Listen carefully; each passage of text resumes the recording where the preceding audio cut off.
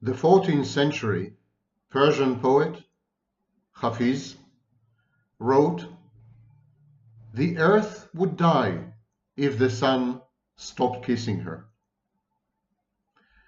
The sun bestows its endowments and its gifts on earth and its inhabitants free of charge, no strings attached, no conditions. The sun loves the earth unconditionally, or so it could seem. The narcissist and the psychopath are definitely unlike the sun. And when they kiss you, it is not the kiss of life, but very often the kiss of death. Definitely emotional death. Today we are going to discuss, why do narcissists and psychopaths feel the need to be takers and users? Why can't they act reciprocally? Why can't they maintain relatively healthy relationships of give and take? Why do they regard everyone around them as a source of something? Source of supply, source of sex, source of power, source of access, source of contacts, source of money. Why? What is the psychology behind this extremely peculiar and in the long term self-defeating view of the world and everyone in it? Unlike the sun, psychopaths and narcissists are not going to survive for another 4 or 5 billion years. Thank God. But in the short time allotted to them on this planet, they cause havoc and mayhem and pain and hurt and worse. And all this can be traced to their inability to give and their compulsion to take, which is the topic of today's video. To my Arab listeners, Assalamu alaikum. To my Jewish Israeli listeners, Shalom.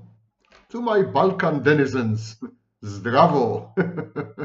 And to all the rest of this wide, beautiful, pale blue dot, I bid okay, Shoshanim. And for those of you who are wondering, who is this nut job on the screen? My name is Sam Vaknin. I'm the author of Malignant Self-Love, Narcissism Revisited. I'm a former visiting professor of psychology and currently on the faculty of SIAPS. And let's delve right in. Both narcissists and psychopaths are users. They're takers. They're exploiters. This is because of the environment they grew up in. They are imitating and emulating their mothers or their fathers, parental figures, caregivers, primary objects in clinical terms. They grew up in an environment where mother and father were takers and users and abusers and exploiters. Mother and father, especially mother, instrumentalized them, the child, parentified the child, imposed on the child tasks, forced the child to realize their unfulfilled dreams and expectations and fantasies. The child has been objectified, dehumanized. Growing up in such a family unit, narcissists and psychopaths have learned a very important lesson. Give minimally and give conditionally. When emotional exchange is excluded, what is left? Narcissists have no access to positive emotions, only to negative ones. Psychopaths, arguably, have no emotions at all, judging by functional magnetic resonance imaging studies of psychopaths. So these two groups of people, narcissists and psychopaths, cannot offer positive emotions and cannot involve positive emotions in their discourse and intercourse, sexual and otherwise, with other people. And when you can't trade emotions, when you can't reciprocate love, proffer affection, when you can't be compassionate because you lack empathy, what have you left to give? Material, the material, services, functions, goods. And of course, if you give these things, you expect to receive them. So narcissists and psychopaths reduce all their interpersonal relationships into a transactional plateau where it's a give and take, but it's a win-lose situation. Narcissists and psychopaths seek to optimize return on investment, or to maximize it actually, return on investment, by minimizing their investment and maximizing their returns. They're very business oriented in a way. But there is a much deeper psychological reason for this. Narcissists and psychopaths perceive the very act of taking, the very act of possessing, appropriating, expropriating, taking over, the very act of owning, they perceive these as love substitutes, signs of love, signals of love. Surely if they possess someone, they are being loved. Surely if they receive, and if someone else gives, that someone else loves them. Surely if they end up with a lot of money, a lot of power, a lot of sex, a lot of anything, this is a sign of the love that God has for them, of the love that the universe has for them. It's a sign of cosmic justice. Narcissists and psychopaths, exactly like the Puritans of the 16th and 17th centuries, narcissists and psychopaths believe they have been educated this way. It's been inculcated in them that taking is receiving love. The act of taking is a way to evidence love, substantiate it, and prove it beyond doubt. And so when other people refuse to give to the narcissist or to the psychopath because of the asymmetry between giving and taking, when other people refuse to be exploited, refuse to be used, the narcissists and psychopath regard this as a withholding of love, as passive aggression, as intentional frustration, and this provokes in them aggression. This is the core of what we call entitlement. The narcissist and psychopath believe that they're worthy of love, they should be loved, they deserve love.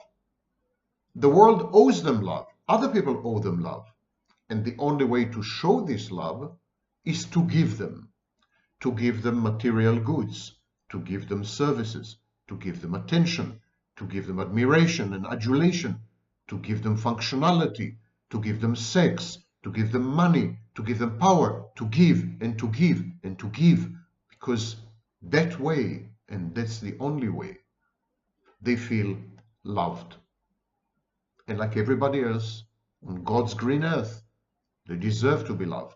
And if you refuse to give them, if you refuse to be taken advantage of, if you refuse to split your property with them, or better still, give them your property, if you refuse to bequeath your inheritance, if you refuse to share with them everything you have, then you are evil, you're malevolent, you're malicious, you refuse them love. You don't love them, and you are doing it on purpose because you want to hurt them. It's passive aggressive, and so they lash out at you, they become aggressive, and they believe that they can do anything to you justifiably. Being loved, taking, also buttresses the narcissists and psychopaths' sense of grandiosity. Grandiosity is a cognitive distortion.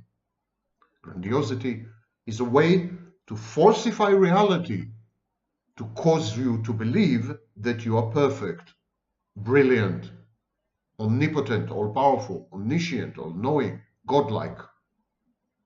And so when you take from people, when you use people, when people are at your beck and call, when they are helpless before you, when they are submissive, when they collude and collaborate in your acts of exploitation, this means that you have been chosen. This means that you're omnipotent. This means that you're omniscient. And again, this is reminiscent of the Protestant work ethic.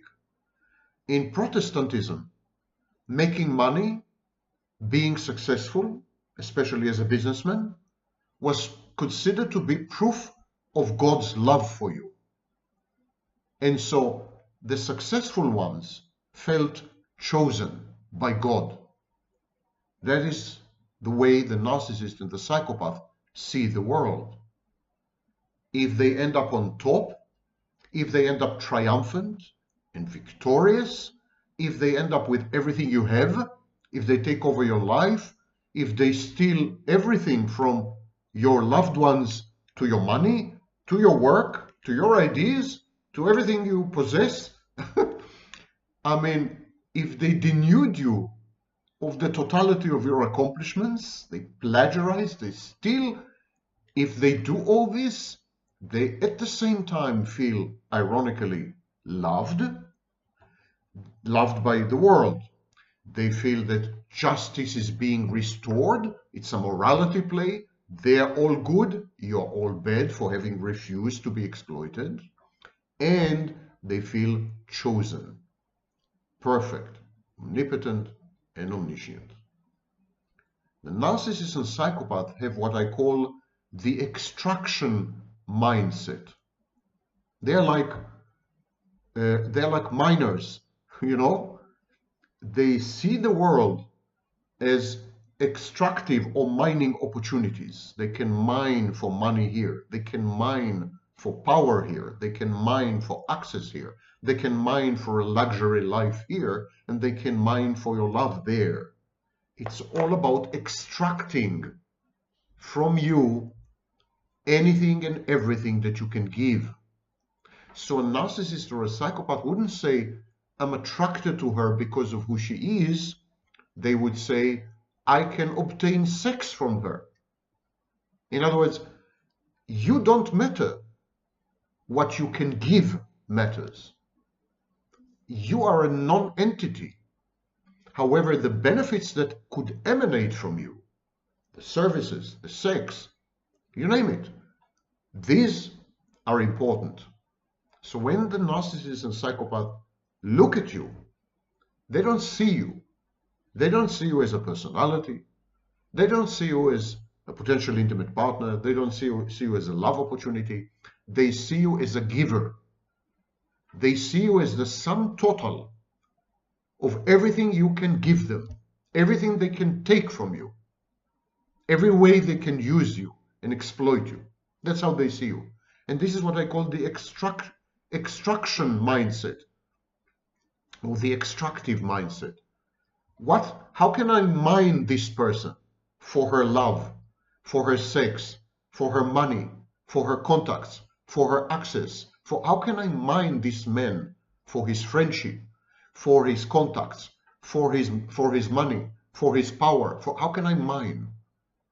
They keep digging into people, metaphorically, in order to extract everything people can give. They wouldn't say, we love each other. They would say, I can leverage her love to secure my goals. There's no question of love here. There's a question of what love can do for you and what love can do to you.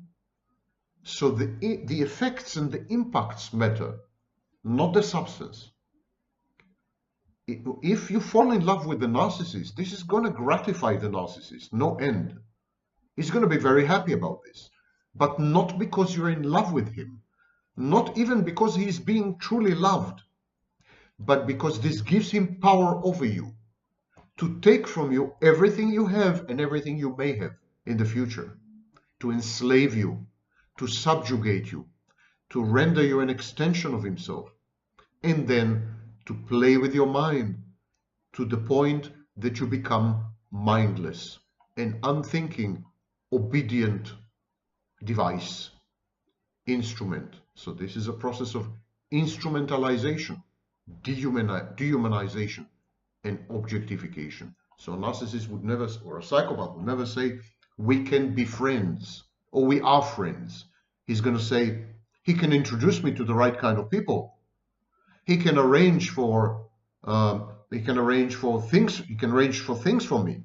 He can cut red tape for me.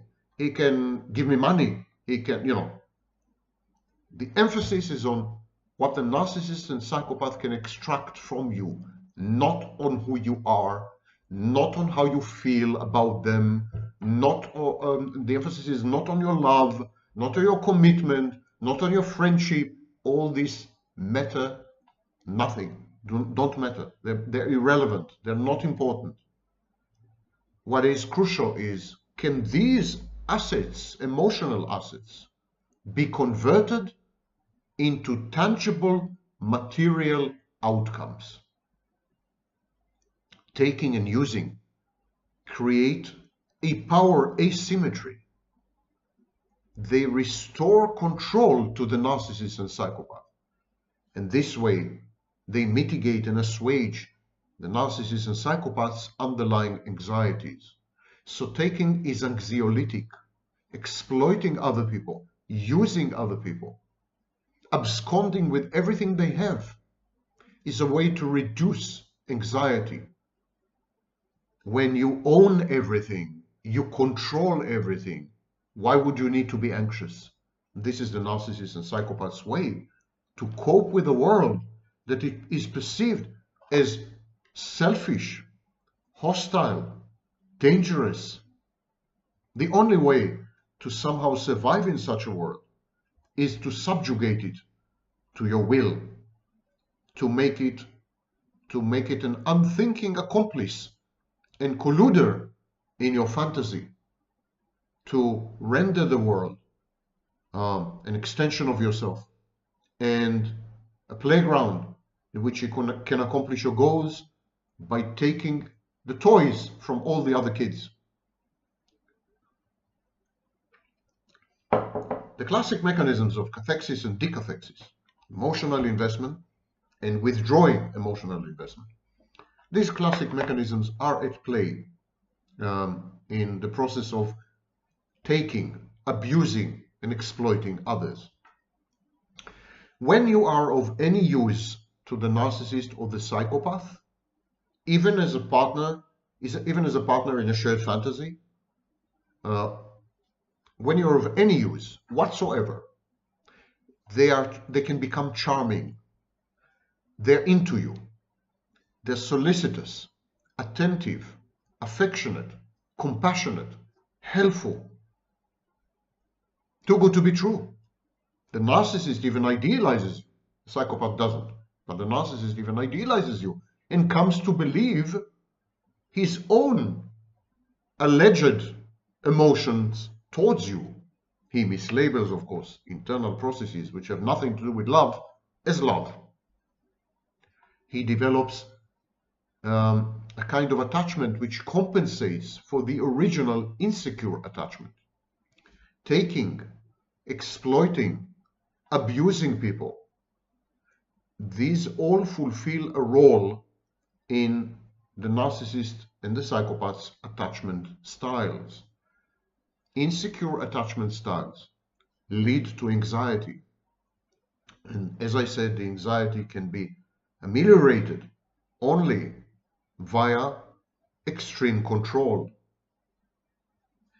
And so the first phase always involves cathexis. The narcissist and psychopath are all over you, and you find them irresistible for reasons that I enumerate in my videos on the shared fantasy. By the way, there's a playlist on the shared fantasy on this channel. So the phase of cathexis causes the narcissist to believe in his own fantasy, causes you to believe in the narcissist fantasy, causes you to believe in your own idealized image. You see yourself through the narcissist's gaze. That's the whole of mirrors effect. And causes both of you to collaborate in a dance macabre, in an elaborate tango, where you give and he takes, and you give more and he takes more, and you give even further and he takes even further. And the exploitation becomes habituated and even an ethos of the relationship.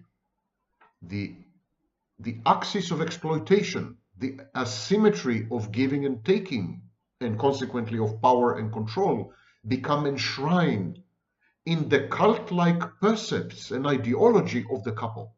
That's the way it should be. It's the right thing to do. I should be giving, he should be taking, because, for example, he is far superior to me, or because I'm afraid to lose him, because I'm a people pleaser and a codependent. The narcissist pushes your buttons and leverages your vulnerabilities to induct you, to introduce you into a fantasy where he is a recipient by right. He has a right to receive because he is God. God receives our prayers.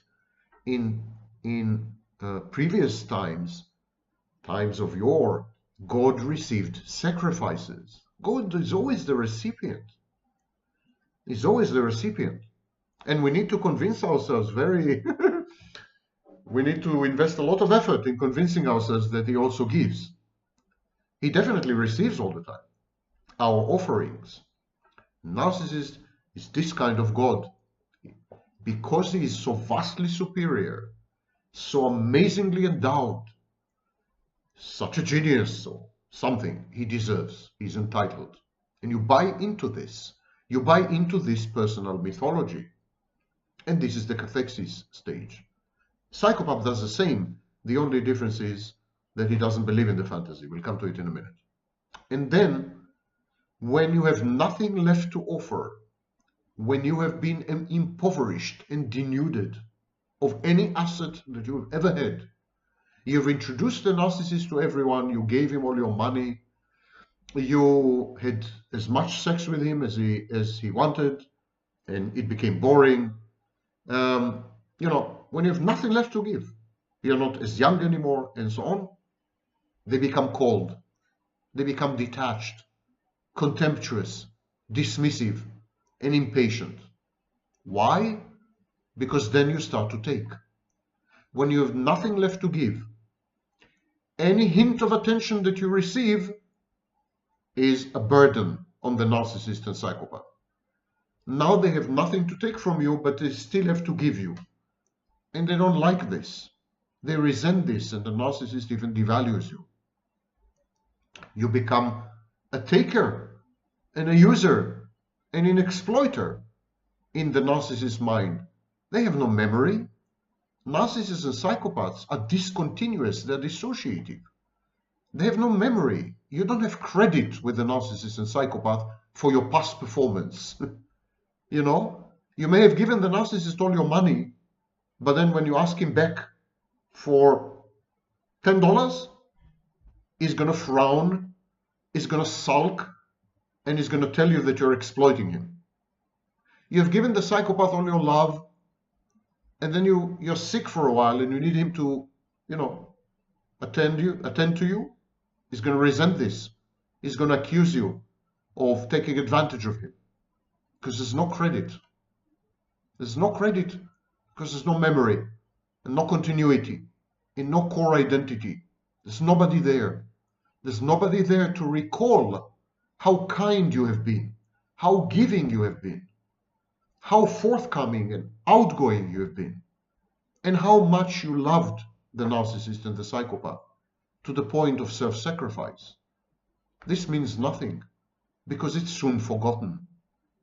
Narcissists and psychopaths reside in the present. They inhabit the present. They have no past and they have no future.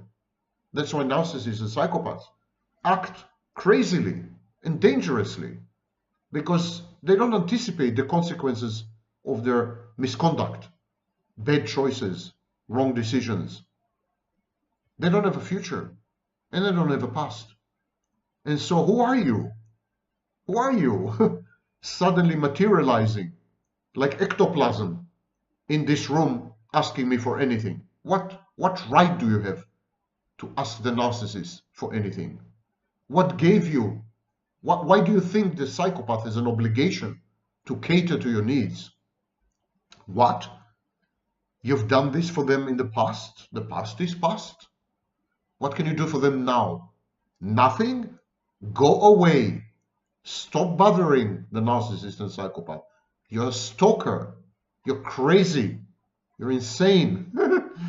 And so on. Both the narcissist and the psychopath use a shared fantasy. Borderlines do too. Shared fantasy is a cluster B feature.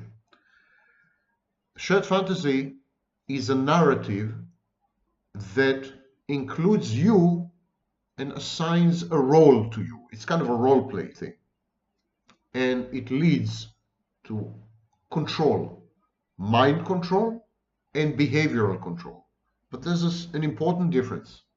The narcissist is delusional. He believes that the fantasy is real, and he coerces you to accept its reality, and he punishes you if you don't. This is what I call coercive snapshotting. The psychopath designs a fantasy for you, but he knows it's a fantasy. He is intact reality testing. He's just using the fantasy to manipulate you. He is being scheming. He is being manipulative. He knows that you crave for a fantasy, so he offers one to you. Whereas the narcissist deceives himself as well as you.